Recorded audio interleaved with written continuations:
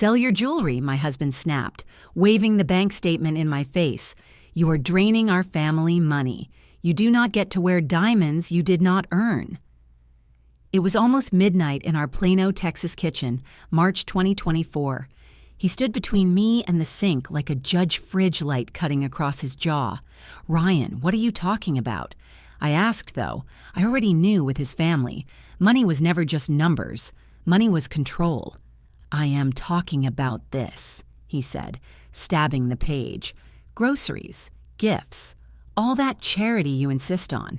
You are bleeding the Caldwell account dry. You want to act generous, fine. Sell your jewelry and fund it yourself." Before I could answer, he hit speaker on his phone. "Mom, you awake," he said. "See? I told you. Look at these charges. She is draining us." Linda's voice crackled into the room. "I knew it," she said.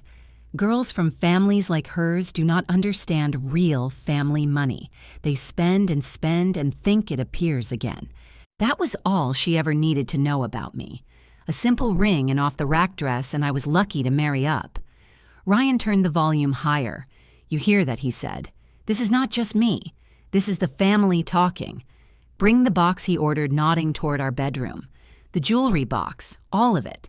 If you really care about this family, you will put something real on the table." My throat went dry. "Ryan, those are my mother's things," I said. "My grandmother's bracelet. The necklace my dad gave me when I got my first job. They are not just accessories. Half of it looks like inheritance trash anyway," he said. "You married into Caldwell. That means you make sacrifices for Caldwell. Pawn it, Talia. Prove you can give something up." In the background, Linda hummed. "A woman who loves her family does not cling to trinkets when bills are due," she said. "Maybe it is time she learns."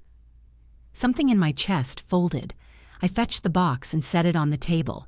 He flipped the lid open. The narrow band my mother wore on night shifts, my grandmother's bracelet, the small pendant my father bought when I moved to Dallas. Ryan poked through each piece like junk. "This one could cover 2 months of that college fund you set up for Lily," he scoffed. "You give money away to make yourself feel better, then expect the Caldwell account to refill your little fairy tale." I thought of the bills and debts I had paid in silence for his family and swallowed the answer that wanted to come out. "I never asked the family for a cent," I said instead. "Most of what you call family money is my direct deposit." He laughed short and ugly. "Your little office job does not touch Caldwell numbers," he said. "You answer emails. You do not even understand how big these accounts are." 8 hours earlier, I had been in a glass office in downtown Dallas, while a banker in a perfect suit called me Madam Chair and explained that the company I controlled had just crossed $42 million in managed assets. Now my husband was waving a mid-range statement and calling me a drain. I did not remind him that his sacred Caldwell account had been rescued more than once by money that moved when I clicked approve. He slapped another page on the table. "This line," he said, jabbing at a column. "Home equity loan. I had to open it because someone spends like she married into a dynasty. Do you have any idea what the interest will look like if you keep burning cash at this rate?" My blood went cold. I had not signed any loan papers. I opened my mouth, then closed it. The details could wait. Tonight was not about forms. It was about power. On the counter, my phone buzzed. A banner lit up.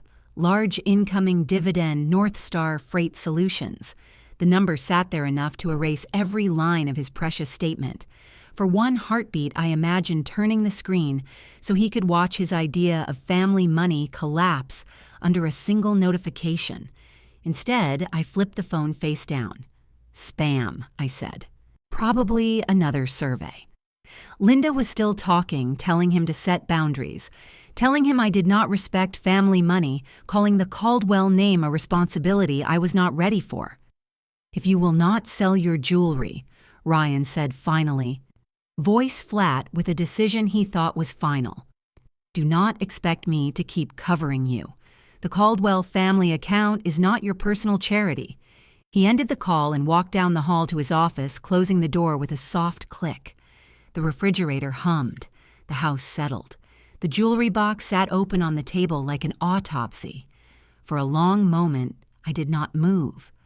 The version of me he thought he knew would have cried then, alone in that stripe of light, trying to decide which piece of my past hurt least to lose.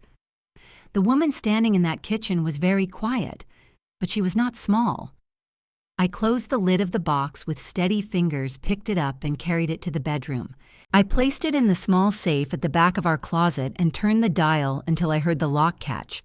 Then I walked back to the kitchen, opened my laptop, and sat at the table where he had dumped my life like clutter. One login, one password, a pause for a code. The familiar dashboard lit the screen. Bennett Holdings, majority stakeholder, North Star Freight Solutions. He thought my jewelry was the biggest thing I could lose. He had no idea I was the one signing the checks that kept his entire career alive.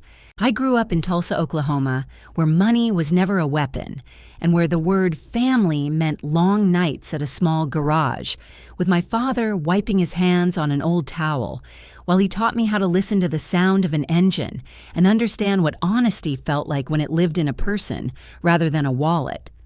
My mother worked night shifts at the hospital and came home smelling faintly of soap and metal and determination. She kept our world steady in ways no spreadsheet could measure. And my grandfather left me something that I never fully understood until much later.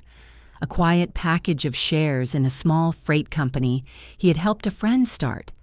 Decades earlier, he called it a seed for later, and told me never to let anyone shame me for the things my ancestors built with real work and real love.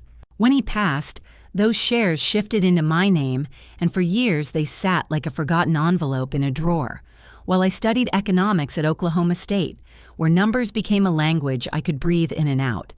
After graduation, I became an analyst at a logistics firm and discovered that pretty much everything in America moved by truck or rail, and that people rarely respected the invisible hands that kept shelves stocked and families fed. I liked the complexity of it, the way a good strategy made chaos fall into order.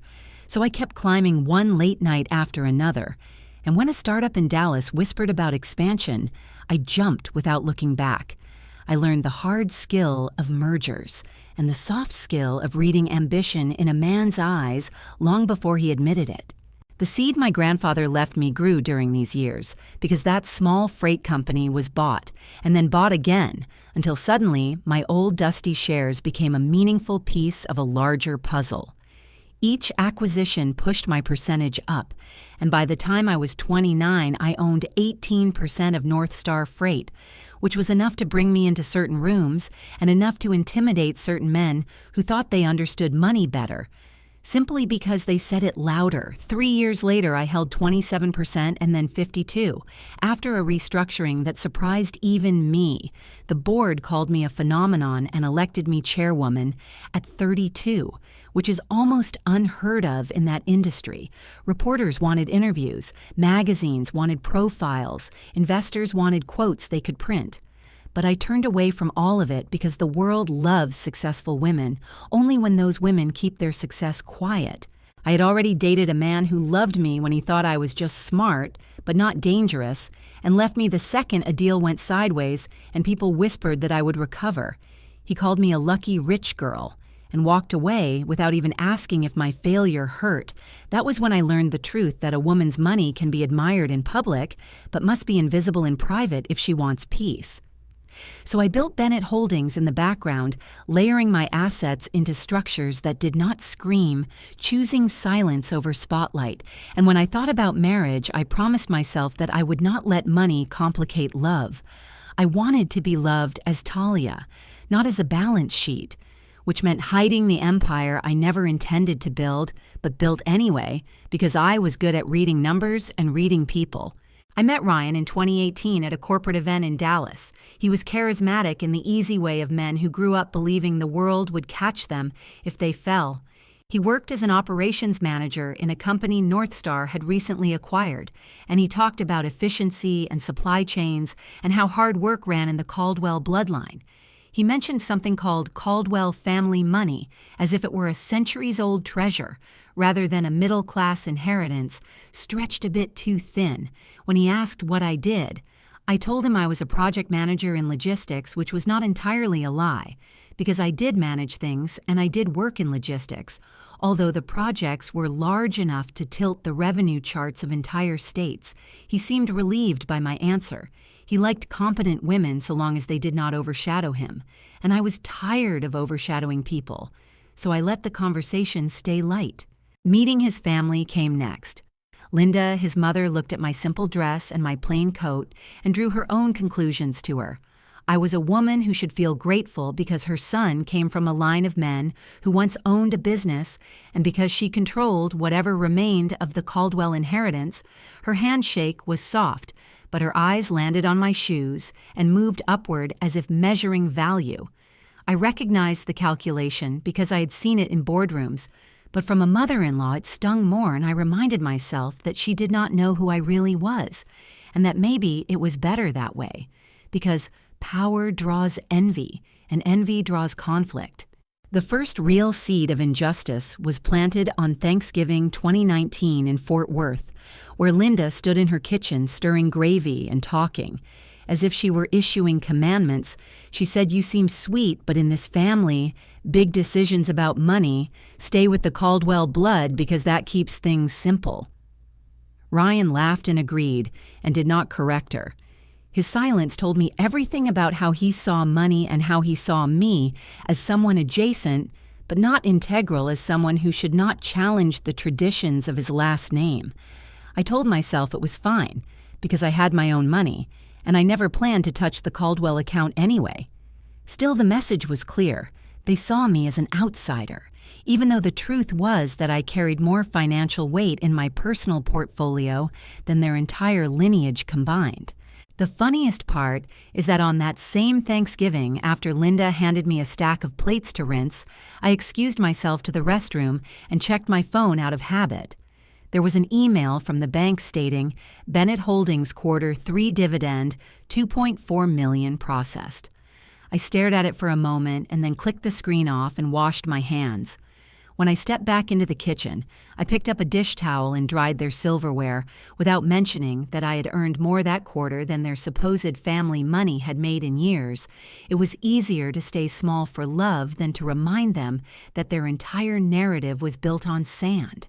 Looking back now, I see how the twist of this part of my life was already forming, because the Caldwell legacy they loved to describe was only a memory, and a fragile one, while the real fortune in this revenge story was the one I guarded quietly, the one they had no idea existed. And while I pretended to shrink to fit the shape of their expectations, I did not understand that every moment I stayed silent tightened a knot that would eventually snap betrayal. Always start small, usually with people who underestimate the very person holding their safety net. And at that time, I still believed that shrinking myself for love was noble. I did not know then that it would become the first crack in everything that came after. The first time the humiliation truly settled into my bones was at the North Star Employee Family Picnic in the summer of 2020 at a large park in Dallas, where the sun baked the grass into a warm gold and families spread blankets while children chased each other between picnic tables. I arrived carrying a tray of pasta salad and a cooler of lemonade because Ryan liked when I looked like the kind of wife who made everything easier. He told me that these events mattered because people judged a man by how put together his home life seemed. So I stayed close to him, smiling when he introduced me to coworkers I already knew. Through quarterly reports and performance reviews, they never realized. Across my desk, I kept my voice soft so no one would suspect that the woman handing out lemonade had once negotiated the merger that saved half their jobs. Ryan moved through the crowd with the self-assured gait of someone who believed his career was built on his charm and intelligence, even though I knew the truth, lived in the spreadsheets. I reviewed each quarter. Still, I let him have his moment, because I wanted to protect whatever peace existed between us, and because at that time I still believed protecting his pride was part of being a good partner. I arranged the plates and napkins, while he accepted compliments for organizing a supply chain. Improvement he had barely contributed to, I did not correct him. I simply passed chips to children whose parents worked under him. It happened slowly at first.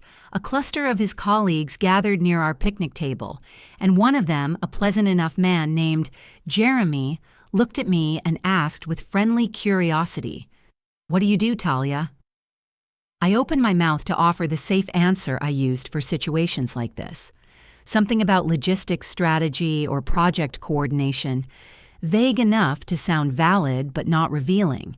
And before a single syllable formed, Linda glided in with her bright floral blouse and her knowing smile, and said loudly enough for the nearby tables to hear that she is just at home mostly, and Ryan is the one building the career she keeps things cute and cozy. The way she said it made something inside me contract. The air shifted. A few people chuckled politely. One woman nodded like she understood what kind of lifestyle I must have stepped into. I could feel my face warm as if someone had turned a spotlight on me.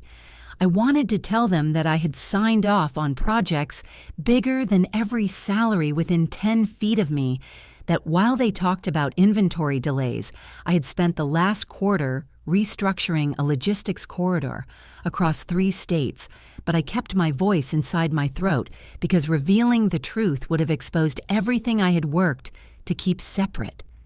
This was the moment I understood that the Caldwell sense of entitlement was not contained within their home or their bank account. It carried into rooms where they believed they were the only people with lineage or authority worth acknowledging. While I stood there swallowing my discomfort, an older man in a crisp button-down passed by. He glanced at me, the way someone glances at a familiar face in a place they did not expect to see it. There was a slight hesitation, a fractional pause, and then he inclined his head and said quietly, "Ms. Bennett." His tone was respectful and deliberate, a greeting reserved for boardrooms, not picnic tables. It lasted less than a breath, but it changed everything. Because this man was North Star's chief financial officer, and he had recognized me, even though I wore jeans and a soft blue top and carried a paper plate. He did not reveal my identity to the others. Instead, he moved on with the faintest trace of a knowing smile. And in that instant, I realized he understood what I was doing and why he understood the cost of silence. Ryan did not notice any of this because he was too busy laughing at a joke someone made about rising transportation costs, and Linda had already forgotten her comment, believing she had put me in my place with the efficiency of a woman who spent her life ranking people by surnames and bank accounts that were thinner than she pretended. But one person saw me, and that single acknowledgement, quiet and private, made the sting of humiliation sharper, because it confirmed what I already knew. I did not belong in the narrative they were trying to paint, yet I remained in it, because I still thought love required sacrifice. Megan arrived late carrying a store-bought cake and wearing a dress that felt too formal for a picnic. She walked over with a smirk and asked in a bright voice, "At least you do not have to worry about work, right? Some of us do not have a man to pay the bills." I felt her words like someone had slipped ice down my spine. The implication was clear. She believed I contributed nothing, even though I was the one quietly paying for portions of her mother's medical bills and had covered a past-due electric bill. She once begged Ryan to help her with Megan, looked at me the way people look at furniture, something meant to be used, not respected. I smiled because anger would have revealed too much and because silence was safer, but I could feel the humiliation coiling under my ribs. This was not simply a family misunderstanding, it was a complete erasure of my identity, a rewriting of roles in which Ryan was the provider and I was decorative, and the most painful part was that he let it happen without correction. When the picnic ended and we returned home, I opened my laptop and logged into our streaming accounts. With a few clicks, I removed Linda and Megan from the Netflix, Hulu, and Spotify plans that I had been paying for entirely. I did not announce it, I did not hint at it. I simply removed them the way one might remove dust from a table. The next morning, Linda wrote in the family group chat, asking why all the streaming stopped working, and I typed a simple answer. Maybe the man who pays the bills forgot it was petty and small and deeply satisfying, because it was the first time I let myself push back even a little. Later that week, when the house was quiet and Ryan was asleep, I opened my tablet and accessed the North Star board dashboard to review quarterly expense reports. I paused when I reached the department Ryan supervised and saw that the spending exceeded the approved limit. Food expenses were higher than usual. Travel reimbursements included personal miles that did not match company routes, and I realized that while the Caldwell family accused me of draining their money, Ryan was draining company resources in the same careless way. It was a symmetry that did not escape me, a pattern of entitlement that stretched across both home and work. I noted everything quietly, saved the files, and closed the tablet, knowing that this discovery would matter later, because story financial patterns always reveal the truth, even when people try to hide behind family narratives. At that picnic, I learned something painful and clarifying. I could shrink myself for their comfort, but sooner or later the truth of who I was would brush against the surface, and someone would notice, someone would see the woman behind the quiet smile. And when that moment came, it would unravel everything they believed about themselves. What I did not yet understand was that the unraveling had already begun. By the start of 2021, I had convinced myself that the picnic humiliation was an isolated moment. One ugly scene in a larger picture I still hoped could be repaired, and because I still loved Ryan in the soft, unquestioning way people love, before they recognize patterns, I kept trying to contribute to his family in ways that felt tangible and kind, which is how the college fund for Lily began. She was Megan's daughter, a bright, curious child who clung to my leg whenever I visited and asked endless questions about trucks and roads and where packages slept at night. I adored her and I wanted her future to feel stable, even if her household felt unpredictable. So I opened a 529 plan and put $20,000 of my own money into it. Not from the joint account, not from anything connected to the Caldwell name, entirely from Bennett Holdings.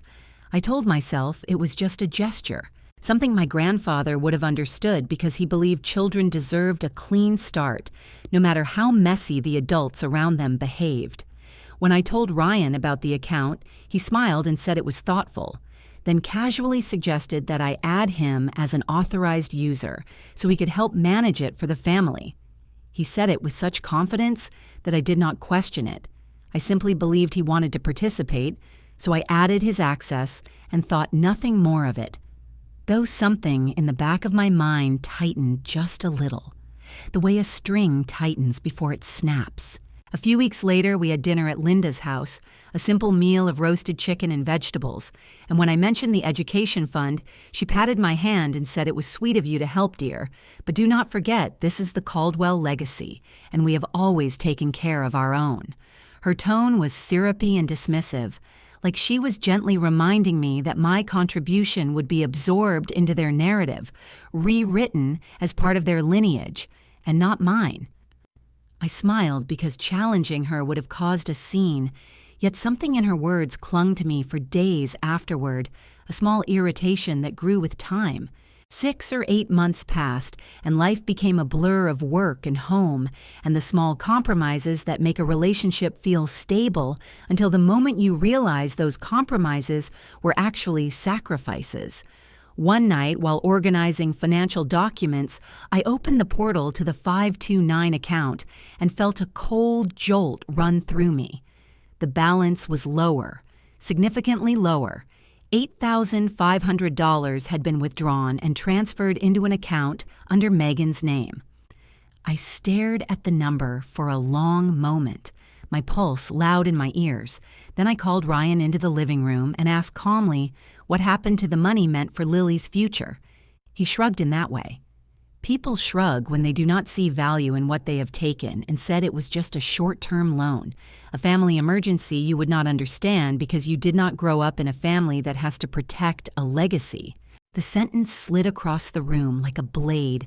It sliced directly through the memory of my father working double shifts to keep the garage afloat, and my mother collapsing into bed after 12-hour hospital nights.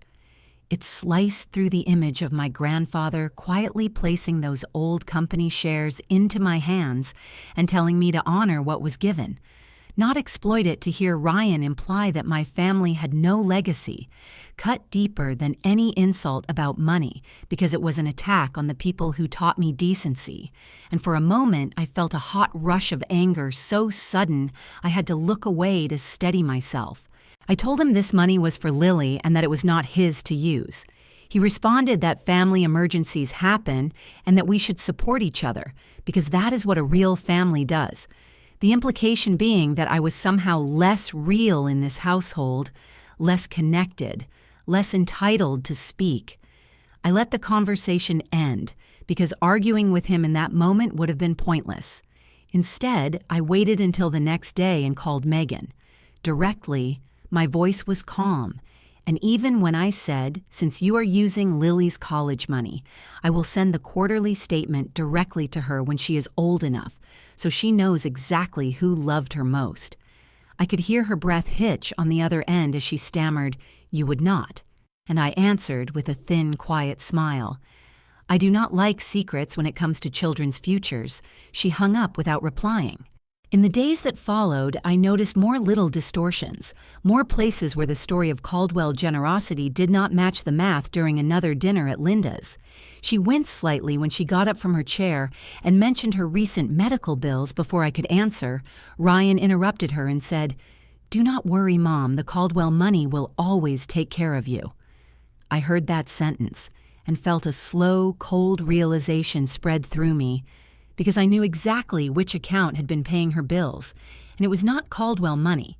It was the joint account I had been silently funding, and suddenly every conversation about legacy and family money sounded like a carefully curated script meant to keep their pride intact while using my resources without acknowledgement. One night, after everyone had gone to bed, I opened my laptop and logged into our financial systems.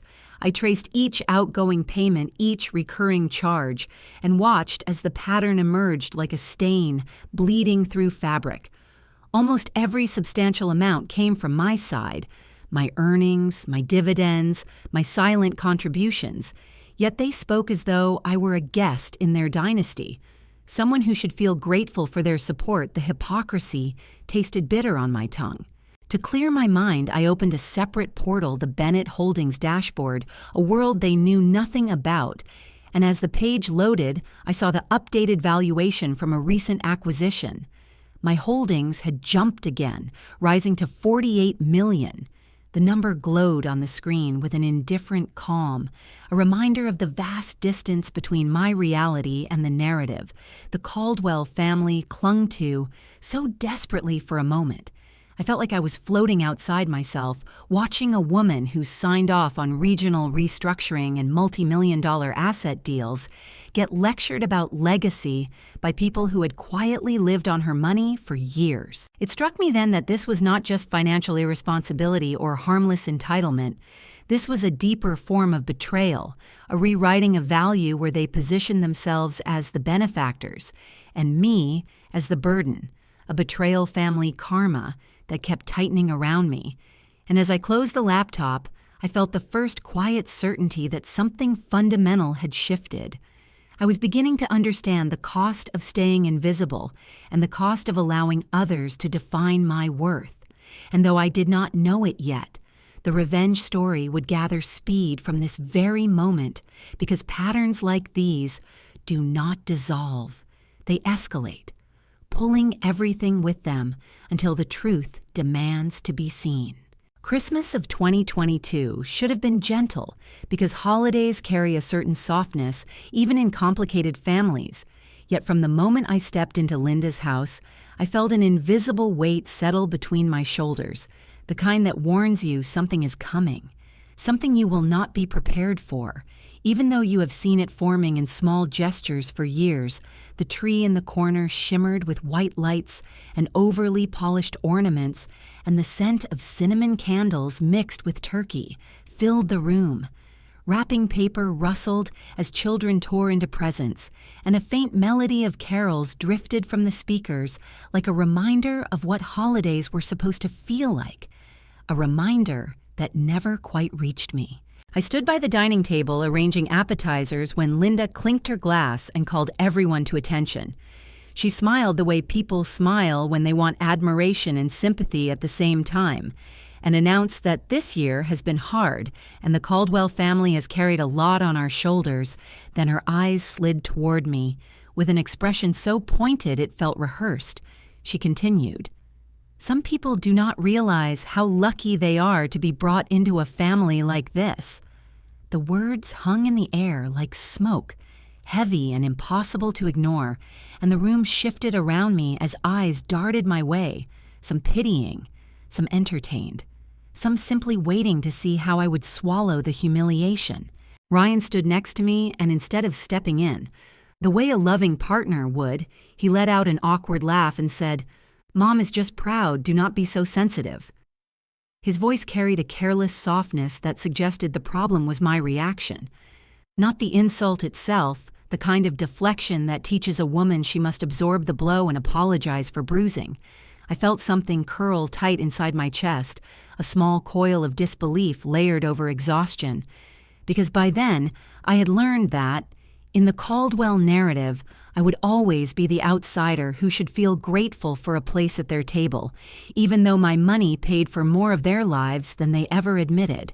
Before I could breathe through the sting, Megan chimed in with her usual bright tone that masked the edge in her words. She said, "Not everyone gets a last name tied to real money.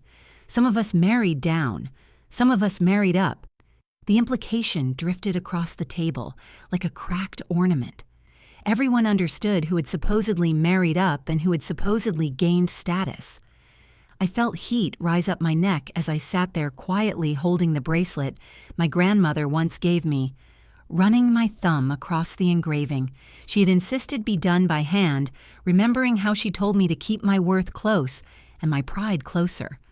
I thought about the day Bennett Holdings was first valued at an amount that startled even me, and how I never bragged, never told them, never used it to protect myself, because I believed protecting Ryan's ego was somehow an act of love.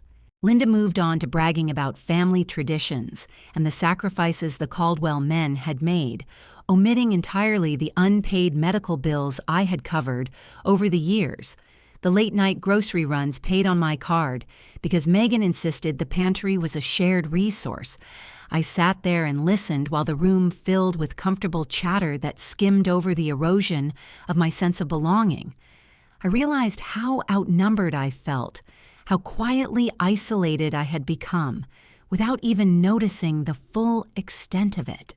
After dinner, Linda began clearing dishes, but quickly handed the entire stack to me, saying, "You do not mind helping, dear," and without waiting for an answer, she walked away, leaving me with a mountain of plates and glasses piled in the sink.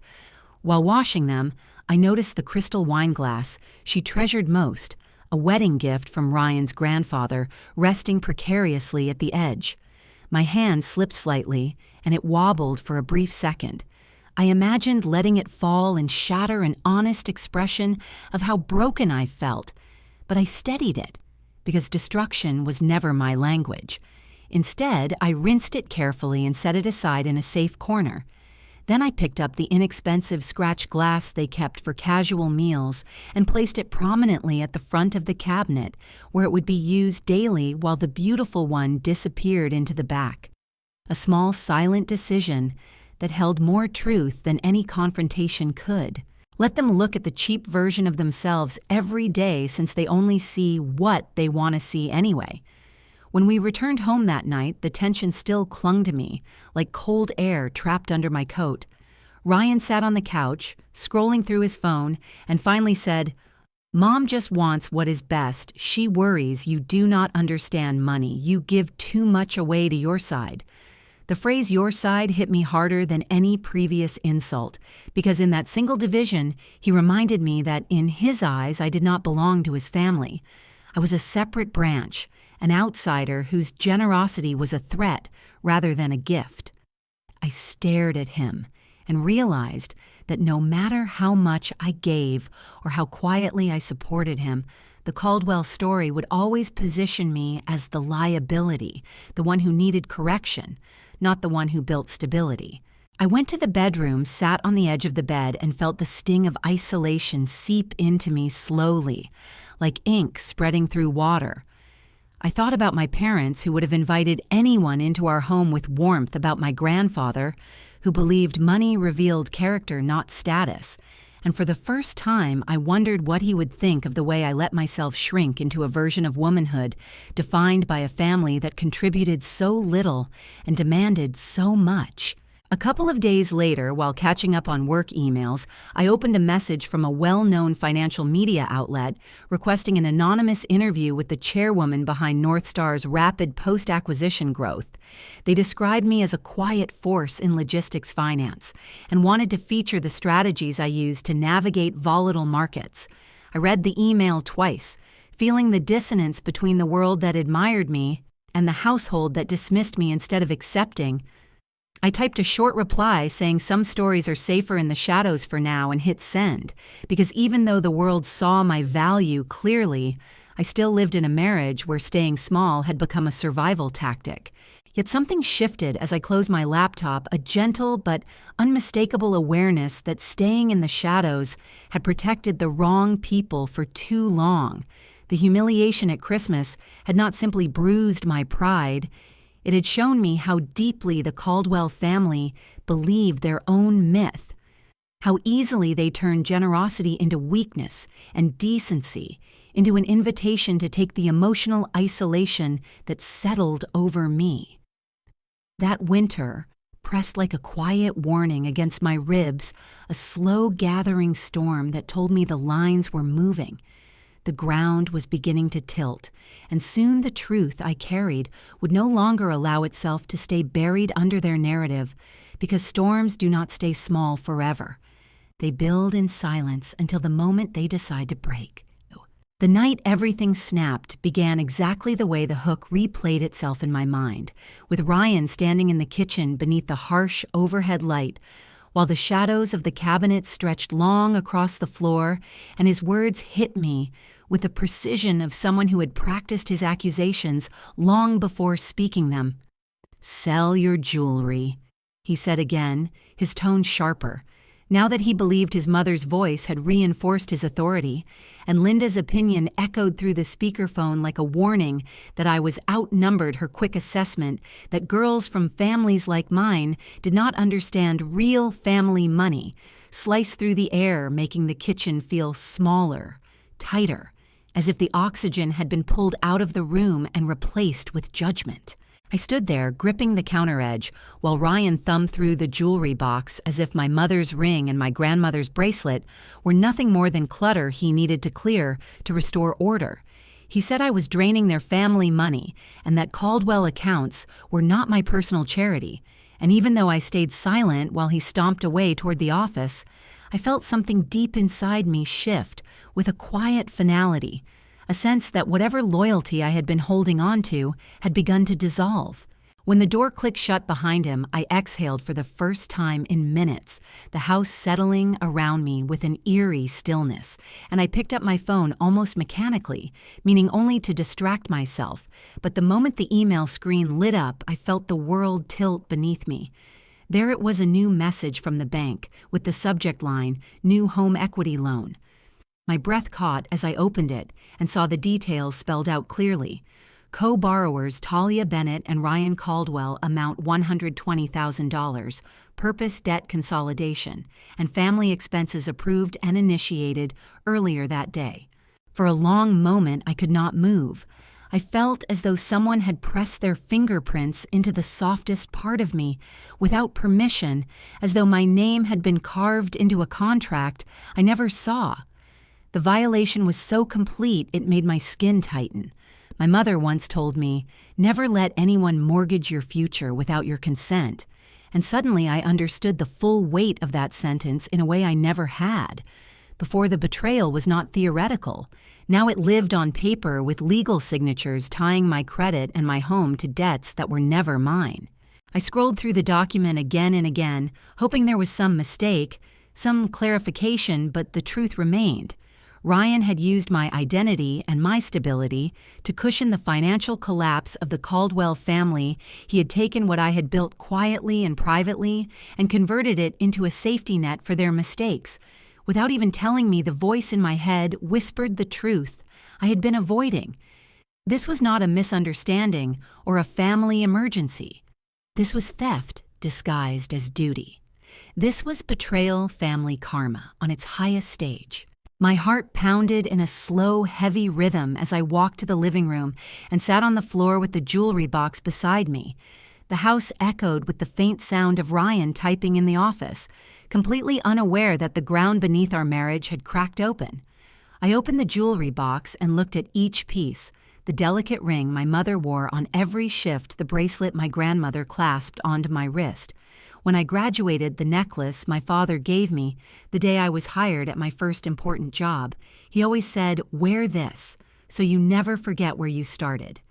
I held each piece and felt a fierce protectiveness flood through me, a reminder that these items had survived more life and more loss than Ryan could comprehend. I was not going to let him decide their value or their fate.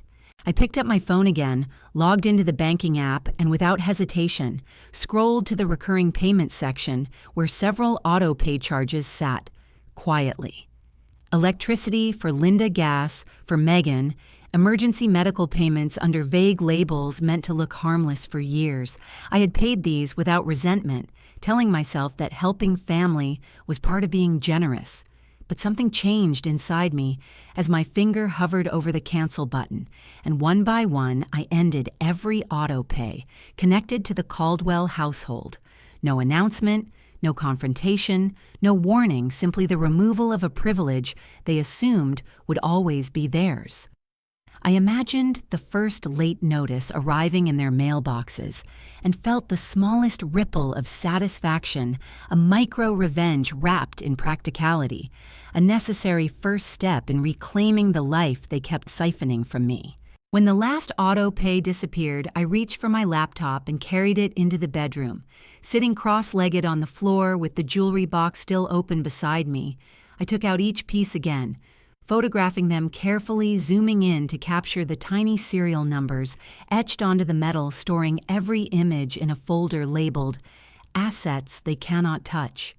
Naming each file with dates and sentimental notes, documenting everything for myself, for clarity and for whatever legal storm might come next. The act was strangely calming, a reminder that the parts of my life built on love and legacy were still mine, still intact, still untouchable. After closing the folder, I logged into the North Star board portal, something I had not done at home in months because I did not want to blur the line between my private and professional world. But tonight, the boundary no longer mattered. I navigated to the executive ethics and compliance section and scanned the internal reports. My breath caught when I saw Ryan's name listed under employees with vendor access and reimburse authorizations. It was not a surprise exactly, but seeing it in writing linked to my rising suspicion that he had been using corporate systems with the same entitlement he used on my personal accounts. I clicked through records slowly, methodically, recognizing patterns that only someone fluent in story financial anomalies would notice: a duplicate reimbursement here, an unusual vendor choice there, nothing explosive yet, nothing that proved wrongdoing outright, but the pieces fit too neatly into the picture forming in my mind. And in that moment, an idea sparked quietly like a match in the dark. If they believed in playing with family money, then I would show them what happened when they tampered with company money. I would not lash out. I would not explode. I would do what I had always done best: follow the numbers, follow the patterns, follow the truth until it revealed exactly how deep the misuse went. The betrayal might have hollowed out the center of my marriage, but it had also awakened the part of me I had kept asleep for too long, the part that understood leverage, accountability, and justice. As I closed the laptop and placed it beside me, I felt the weight of the night settle in, but it did not crush me. This time, it steadied me. Something inside me, aligned with a cold, calm precision I had not felt since my earliest days in boardrooms. The woman who sat there in the soft glow of the bedside lamp was no longer the shrinking version of herself that the Caldwell family had shaped. She was someone else entirely, now someone who remembered who she was before she tried to fit into their mythology, someone who was ready to let the truth do what truth always does when it is finally released, dismantle every lie that dared to stand in its way. By morning, the house felt unnaturally still, as if the walls themselves were waiting to see which version of me would walk out of the bedroom, the quiet, obedient wife who absorbed humiliation until it calcified into silence, or the woman who had spent the night cataloging her life with a precision sharp enough to draw blood. I moved through the kitchen, slowly cracking eggs into a pan, pouring coffee into 2 mugs. My hands steady even though my entire world had tilted. Only hours earlier, Ryan wandered in, rubbing sleep from his eyes, expecting tears, expecting apologies, expecting the familiar script. Where I folded myself into his expectations, he glanced at me with a puzzled expression, because I was humming softly while plating breakfast, as though the night before had not been a fracture that exposed everything. He sat across from me, waiting for the emotional collapse he assumed was coming, and when it did not arrive, he cleared his throat and asked if I had thought about the jewelry, his tone cautious at first, then firmer, as if he wanted to reassert control. I took a sip of coffee and answered, yes. I thought about assets all night. My voice even, and calm like a surface of water that hides the undertow beneath it. He blinked at the word assets, because he expected guilt, not analysis, expected surrender, not clarity. And I could see confusion flicker behind his eyes, the beginning of a realization that something unspoken had shifted. After breakfast, he retreated to his office, likely believing he had intimidated me into compliance. But I picked up my phone and walked outside to the backyard where the air was cool and the sunlight stretched across the fence. I dialed Lawson, my attorney, a man who had handled my business matters for years and who understood my preference for privacy. He answered in his composed tone. And when I told him everything from the home equity loan to the withdrawals from Lily's fund, there was a long, measured pause before he said, "Talia, you have been abused. Financially, this is classic toxic family finance control. Nothing about this is normal." His matter-of-fact assessment felt both validating and devastating, because hearing the truth spoken aloud made the betrayal heavier, more undeniable. I told him I had not signed the loan documents, that the bank email was the first I had heard of it, and he immediately requested access to every file, every statement, every trace of authorization. He reminded me of the clause in the prenup, the one Ryan had agreed to without hesitation, because back then he believed he was protecting himself from my supposed lack of stability. Any fraud or unauthorized use of credit constitutes grounds for full separation of assets and a complete denial of spousal support. Lawson repeated it slowly so I would fully absorb the power of that sentence. This was not just betrayal, this was legal territory, where the consequences could rewrite Ryan's entire financial life. I closed my eyes as I listened, realizing that the document he signed so casually had become a shield I never intended to use, but now needed to hold tightly. After ending the call, I took a deep breath and dialed another number, this one belonging to CEO Daniels, the head of North Star Freight. He greeted me with the same respect he always used during board meetings, and when I told him we may have an internal ethics issue involving an employee using personal relationships to access company-related resources, he went silent in a way that meant he understood the seriousness. Instantly, he asked gently if the employee was someone I knew personally, and I said yes, though I did not name Ryan. The implication was enough. He told me he would alert the head of HR and begin preliminary reviews discreetly because the integrity of the company could not risk even the perception of impropriety. Daniels then reminded me that the North Star Summer Town Hall was approaching in 2 months, an event designed to bring together employees and their families. He said, "People see you as a quiet investor, not a real person," and asked if I would consider speaking. This year, I hesitated for only a breath before answering. Maybe it is time they see what happens when lines are crossed. The words left my mouth with a clarity that surprised even me. And Daniels exhaled with something like relief because he knew what my voice could do when I chose to use it. Back inside the house, I opened my laptop again and logged into various utility portals. The accounts for Megan and Linda that had long been shielded by my payments were neatly listed, and I transferred each one back into their names, making sure that every bill, every invoice, every late fee would now belong to its rightful owner. The next day, Megan texted in a frantic rush saying, "My utilities got cut. Why did you not keep them in your name?" Her anger bled through the message, and I typed back calmly I thought Caldwell family money would be enough. A simple sentence that mirrored years of their condescension and carried the weight of a truth they had never wanted to confront. She did not reply. Later, Lawson called back to update me. He said the home equity loan had been temporarily frozen pending investigation because the signatures did not match my historical signing pattern. The bank had flagged it as suspicious. He also said he was gathering evidence for a potential case, citing fraud and financial abuse. I listened quietly, feeling both numb and sharpened. At the same time, each detail pushed me further from the woman who had once wanted only harmony and drew me closer to the woman who understood accountability was not cruelty, but justice. That same afternoon, Daniels forwarded a message from HR stating they had begun a full audit of reimbursements and expenses connected to any employee who might be involved in ethics violations. The phrasing was vague, but I knew exactly which department they were looking at, exactly whose transactions would no longer slip by, unnoticed. I sat at my desk and let the realization sink in. I was no longer the person absorbing blows.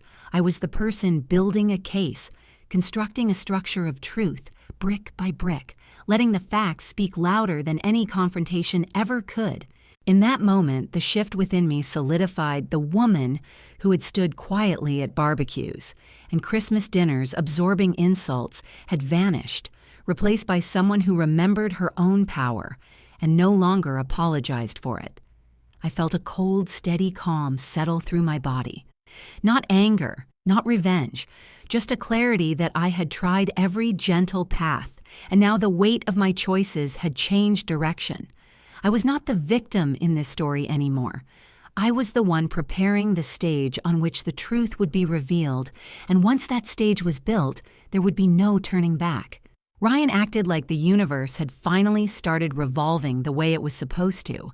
Around the Caldwell name a few days after my calls with Lawson and Daniels, he burst through the front door with a grin that almost split his face, tossed his keys into the bowl, and called out for me like a man expecting an audience.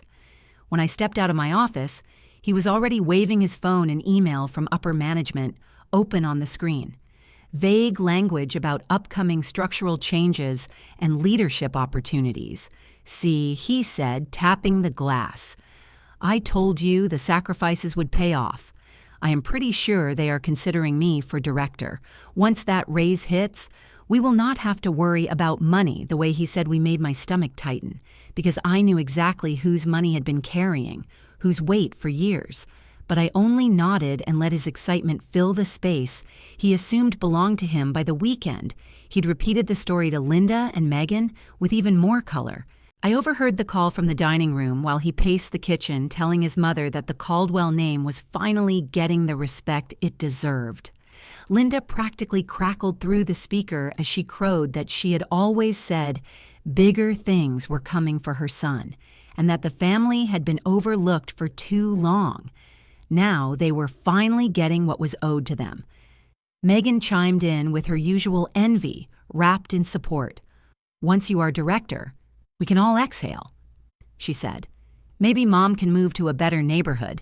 Maybe you can help me into a newer car." They talked casually about trading, Linda's tired sedan for a gleaming SUV, and sending Lily to a private school so she could be around the right kind of kids.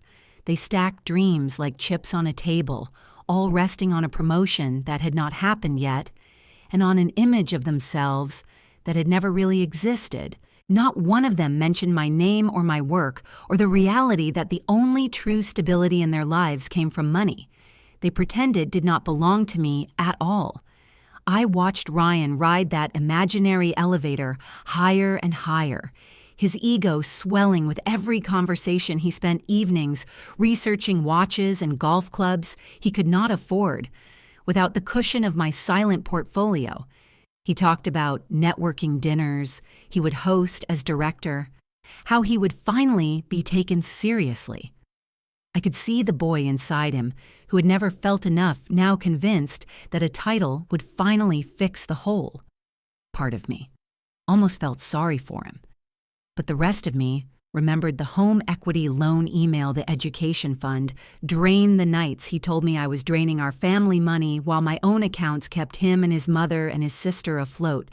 So when he said he should probably get a new suit for the upcoming North Star Summer Town Hall in case there was a big announcement, I smiled and said, "Of course you will want to look your best." The line sounded supportive, but in my head I finished it.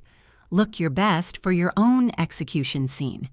He had no idea that the event he saw as his coronation was the one I was quietly shaping into a stage for truth. That night, I went online and bought him a generous gift card from a menswear store. I handed it to him in the morning with a kiss on the cheek. He lit up instantly. "See," he said, "you do believe in me. I always knew we were a team." I let the word team hang between us like a joke. Only I understood he meant we as a ladder and himself as the one climbing. I needed him to keep climbing. Needed him to feel safe enough to stop watching his step, so the fall would show him clearly how far from reality he had drifted. A few days later, Linda called me directly, her voice overly sweet, in a way I recognize now that Ryan is practically on the verge of being director. She began, "There is going to be more attention on the family at this event. I really ought to look the part." She described a dress she had seen at a boutique, something classic that would send the right message about status and family money. She hesitated just long enough to make the ask obvious. "Would you be able to help with that?" She finally said, "With everything on our shoulders, it would be nice to feel like we are all presenting the way we should." The phrase "our shoulders" almost made me laugh, but I kept my voice gentle and said, "Of course, Linda send me a picture, and I will take care of it." When she did, I looked up the price, then signed into the credit card rewards portal, tied to years of purchases that had quietly covered their emergencies and comforts. The points balance alone was enough to buy the dress in full. I ordered it for in store. Pick up under her name. And when I clicked, confirm order. I thought, let them wear the consequences of their own spending. Later, she thanked me effusively, telling me she knew I understood how important it was for the family to look elevated. Now I just said, "You are welcome," and filed the moment away as another small piece of bookkeeping in a much larger revenge story about money and who actually pays for what.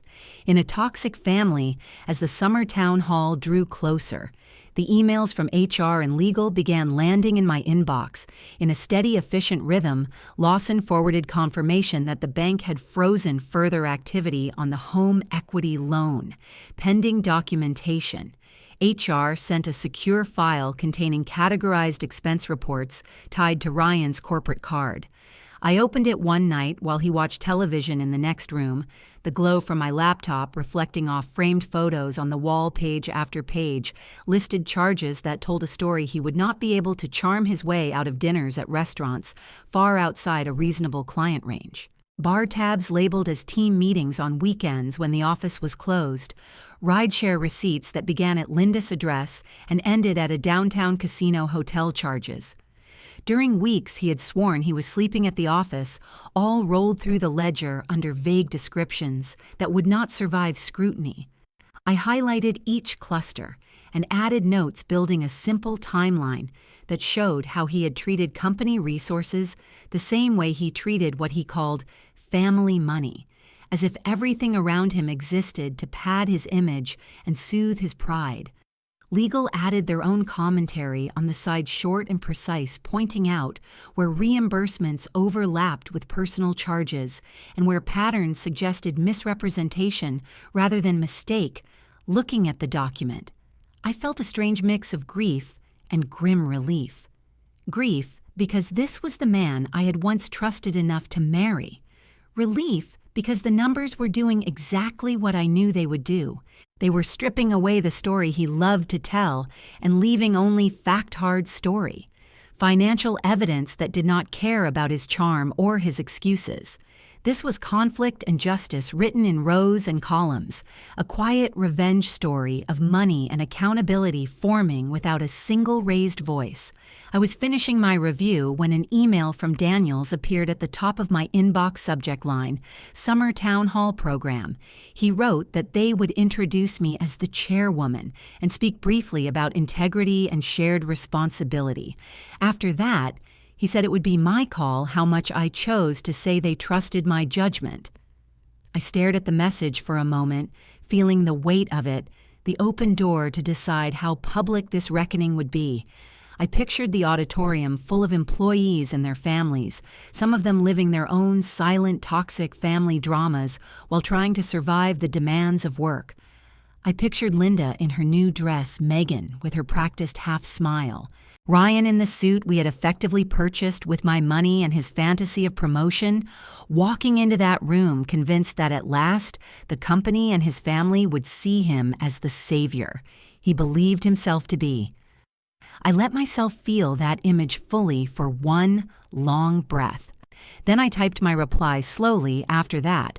I wrote, "I will simply show them the numbers." Numbers do not scream. They just end arguments when I hit send. I felt the quiet internal click of a choice locking into place. The build-up was nearly complete. Ryan was climbing toward a moment he believed would crown him, and I was already standing at the top of the staircase, not to shove him, but to step aside and remove the railing. He had never realized he needed letting gravity and truth and the karma of his own decisions do the rest.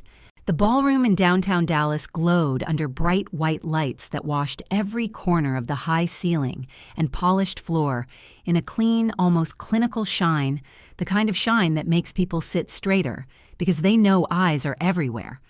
The North Star logo pulsed on the large LED screen at the back of the stage, and beneath it, a wide printed banner read, "Integrity, Trust, and Shared Future," which felt almost sarcastic in the presence of the Caldwell trio, who had built their entire identity on the opposite guests, filled the round tables draped in white. The low hum of small talk floating through the air as servers weaved between chairs. Ryan walked in with Linda and Megan trailing close behind him, both overdressed and overconfident. He leaned toward them with a proud smirk and said they invited families. "This means something, just watch. I might get a shout-out tonight." Megan giggled while adjusting her curls, and Linda scanned the room with the expression of a woman rehearsing how she would claim credit for her son's success before it even existed. I stayed near the backstage entrance in a simple dress, the same soft black one I wore to meetings where no one looked at my clothes, because they were too focused on the documents in front of them. On my wrist was the bracelet my grandmother had given me, the one Ryan had insisted I pawn. If I cared about this family, I touched the small clasp and felt something settle inside my chest, a quiet readiness when the room dimmed and Daniel stepped up to the microphone. The chatter softened. He greeted the crowd and spoke about growth, resilience, and the importance of integrity and leadership as the screen behind him shifted through slides of warehouses, shipments, graphs, and faces of employees. Then he paused and smiled the way people do when they know they are about to drop a weight that changes the air. "Tonight," he said, "you will hear from the quiet force behind our growth, our chairwoman, Miss Talia Bennett." A ripple moved through the room. Sharp and fast chairs creaked as people turned. Several executives straightened, as if resetting their memory of every conversation they had ever had with me in the center of Table 9. Linda blinked hard, leaned forward and whispered, "Talia," what in a thin, cracked voice Ryan froze his mouth, slightly open. the beginnings of a smile stuck halfway like a glitch he could not correct. I walked toward the stage, slowly feeling all the eyes on me. The simple dress catching the white light without glittering, and the bracelet glowing faintly with every step. When I reached the podium, I did not need to clear my throat because the room was already silent. "Thank you, Daniels," I said, then let my voice settle into the microphone, letting it be soft but steady, the way truth is when it finally decides to stop hiding. I spoke about trust first because trust was the first thing the Caldwell family had tried to drain from me, long before they touched my accounts. I spoke about the quiet crises companies face, not from market shifts, but from small breaches inside a home, the kind that start with excuses and end with damage. Then I shifted, and the first slide appeared behind me, a clean graph showing money entering Lily's education fund, and then a noticeable dip labeled transfer out with the destination highlighted Megan Caldwell. I let the room take it in before I added, without raising my voice, that some funds meant for a child's future had been redirected without consent and justified under the phrase family emergency. Another slide came up, this one, a document with red circles around the signatures on the home equity loan. I had never agreed to. "You are looking at a loan opened without my approval." I said a loan used to consolidate debts unrelated to my household responsibilities. The whispers began spreading like static. I clicked again, and the next slide displayed itemized expenses from the company card, one showing weekend dinners at upscale restaurants, another showing a late-night casino charge starting from Linda's home address. "We have worked hard to build an organization rooted in integrity," I said, "and it is important to understand the difference between supporting family and exploiting it, the difference between help and misuse." I never said Ryan's name, but it didn't matter, because his name sat in the corner of every slide like a watermark he could not erase. Then I delivered the line that had been waiting inside me since the night he called me a drain. Someone in this room, I said, called me a drain on their family money while quietly mortgaging my house and our company's integrity to cover their own debts. A collective inhale trembled across the ballroom, and Ryan's face drained of color so quickly it was like someone pulled a plug behind his eyes. Linda clutched her pearls, staring at the stage as if the lights had turned on too bright. Megan froze mid-breath, her smile collapsing into something brittle. Then the final twist unfolded in perfect orchestrated timing as an HR representative stepped onto the stage, carrying a sealed envelope, her heels clicking with sharp authority. She took the microphone and announced that based on internal findings, an employee had been suspended pending investigation, effective immediately, and that their access had been revoked. At that exact second, Ryan's phone buzzed in his pocket, and the lock screen notification flashed across the glass, his badge access disabled. He shot to his feet, stumbling backward, the chair legs scraping across the floor, and Linda shrieked, "You cannot do this to my son! He gave his life to this company!" The room stared at her, as the irony dripped thicker than the ballroom air. I turned toward her with a calm, colder than anything I had felt in months, and said, "No, he gave my life to your bills." The silence that followed was not empty. It was full of every truth they had tried to bury now, rising like a tide across the entire room, leaving them exposed exactly the way they had once tried to leave me. The fallout began before I even left the ballroom, because news in a corporate ecosystem never walks, it runs. And by the time I reached the parking garage, my phone was vibrating with messages from board members, journalists, and colleagues who had been in the room or had heard within minutes that the chairwoman had exposed her own husband during what one analyst later called a quiet audit turned public lesson in corporate and family betrayal.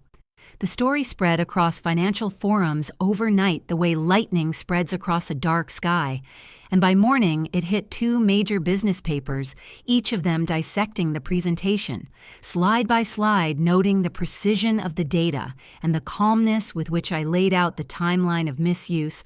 They called it an unusual instance, where personal financial abuse intersected with corporate ethics, and they wrote it in a way that made my story feel like a cautionary fable dressed in modern numbers. Lawson moved quickly, filing documents on my behalf for the unauthorized home equity loan and the misuse of joint credit, because the moment we disclosed the evidence, the bank reviewed the signatures and froze the loan entirely, which meant the Caldwell family could no longer lean on my property as their collateral, the way they had likely imagined the bank then reassessed the debt and informed Ryan and Linda that repayment would fall on them alone, which hit them harder than any courtroom ruling because it meant the safety net they had assumed was theirs was suddenly cut loose, leaving them exposed to the debts they had created long before I ever married into their story.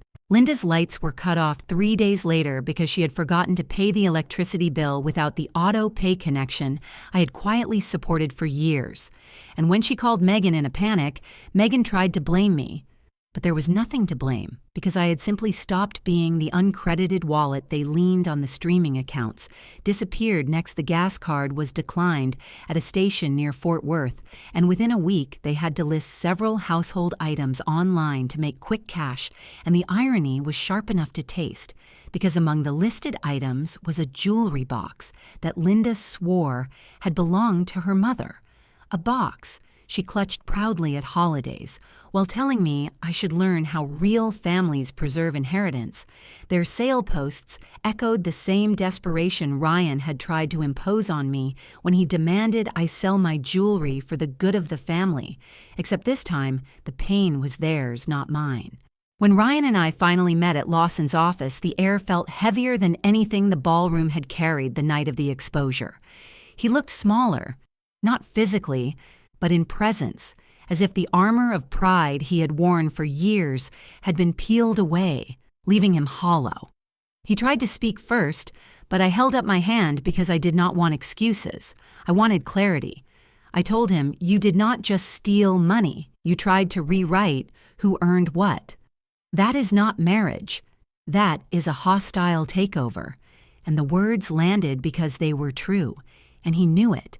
He nodded once, slowly, and then looked down at his hands, which trembled slightly the way hands do when they finally realize the weight they have placed on someone else.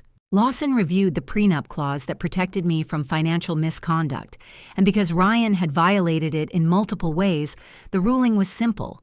He would leave with no claim to my assets, no share of my holdings, no right to support beyond what he earned on his own, which at that moment was nothing, since his suspension at North Star had already become a termination. Pending legal outcomes, he was allowed to keep his aging sedan and whatever personal belongings he could carry, but nothing more, because the rest had been built or bought with my money, my credit, and my labor. The very things he had dismissed as something I did not earn. He left the room without looking back, and for a moment I felt a quiet echo of the woman I used to be, the one who would have chased after him to smooth things over, to apologize for wounds I had never inflicted. But that woman had been burned away long before the jewelry argument the night he waved the bank statement in my face. The escalated twist of the fallout came a week later when a long-form financial magazine published a deep dive titled, "When Family Becomes Liability: The Hidden Pattern of Toxic Family Finance," featuring an anonymous case study that anyone who had been in the ballroom could identify as mine. They wrote about women who quietly carry financial loads for households that claim credit for stability. They wrote about the emotional toll of money-based control and how conflict justice unfolds when the person being drained decides to stop the leak. They praised North Star for transparent internal handling and cited my presentation as a rare example of corporate courage. They did not name Ryan, but they did not have to. His missteps were threaded into the narrative as lessons of what not to do in a system built on accountability. Employees whispered about it in hallways, calling it the Bennett case or the Caldwell cautionary tale. HR incorporated segments of my presentation into a training module on ethical boundaries, And several managers told me privately that seeing a chairwoman address both personal and professional boundaries on a public stage had reshaped how they viewed leadership. Every natural consequence that landed on the Caldwell family unfolded without my intervention, because I did not need revenge to twist the knife. The truth did that on its own. Their debts resurfaced. Their reputation shrank, their support network evaporated, and they were left staring at the life they had built. Without realizing, it had always been balanced on the back of the person they tried hardest to belittle, and through all of it, I stayed quiet. Not out of fear, but out of peace, because the fallout was not chaos, it was clarity. The universe returning weight to the shoulders that created it, while finally lifting it from mine. 6 months passed, and the air in Dallas shifted into that early autumn softness that makes the afternoons long and the evenings gentle. And by then, I had moved into a smaller apartment on the edge of Uptown one, with big windows that pulled in clean sunlight every morning and let me breathe without feeling watched. The space was quiet but not lonely, and I filled it slowly with things that felt like mine.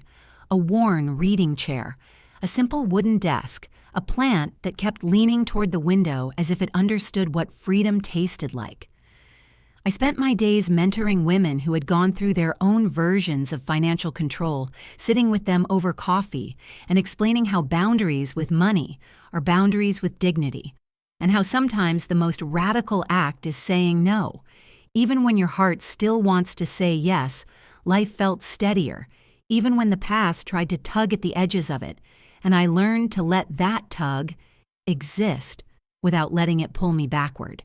Then one late afternoon, while I was loading groceries into the trunk of my car at a supermarket parking lot, I heard a voice stumble toward me. My name stretched with exhaustion and something else that sounded like regret. I turned and saw Ryan standing a few feet away, thinner than before, paler, wearing a shirt that looked ironed too quickly and shoes that had lost their shine for a moment. Neither of us spoke. The wind moved lightly between us, carrying the smell of warm asphalt and fading daylight. And then he stepped closer, rubbing the back of his neck the way he always did when he wanted sympathy. He said he had lost his job. His contract work was unstable, and that the debts had piled faster than he could manage. He said Linda had fallen ill, and Megan was in financial trouble too, and that he was trying to keep everyone afloat, but nothing was working. He looked at me desperately and whispered, "Just one loan, I am not a bad guy. Mom and Megan pulled me in. We were a family. You remember that, right?" His words trembled at the edges, trying to rewrite history into something softer, something forgivable. But I felt no anger, only a cool clarity that rose from months of healing. I told him quietly, "A family does not hide loans in each other's names. That was never a family problem. That was a character problem," and he blinked hard as if the truth had hit a place he had been trying not to see. He tried again, reaching for old intimacy, saying he still loved me, saying he wanted another chance, saying he could change if I helped him get back on his feet. There was a time when those words would have cracked me open, but now they felt like echoes from a room I no longer lived in. And I realized the help he wanted was the kind that would cost me pieces of myself. And I had already paid more than enough, so I opened my wallet not to hand him money, but to hand him a simple card white with blue lettering, the number of a debt counseling organization and a therapist who specialized in accountability after financial abuse. I placed it in his hand and told him this is the only help I can give that does not cost me my dignity. A sentence that hung in the warm air between us with the weight of truth and closure. He stared at the card, confused, hopeful, offended, ashamed, all at once. Then he nodded slowly and walked away without another word, as if the space between us had finally solidified into a wall he could not pass. Later that evening, I returned home with grocery bags, still marked by the shape of my fingers. I set them down and opened the small safe where my jewelry was kept, the jewelry Ryan had once demanded I sell to prove loyalty, the jewelry carrying pieces of my family lineage. I lifted the bracelet my grandmother had given me, and clasped it around my wrist, letting my fingers rest on its cool metal, while I sat by the window watching the sky turn gold and then pale blue in that stillness. I thought about the Caldwell family and how they had once believed I was draining their family money, the accusation that had ignited everything, and I let the truth settle in my chest like a final puzzle piece. They were right about. One thing, I was draining their family money, and then I stopped the leak by turning off the pipe they thought they owned.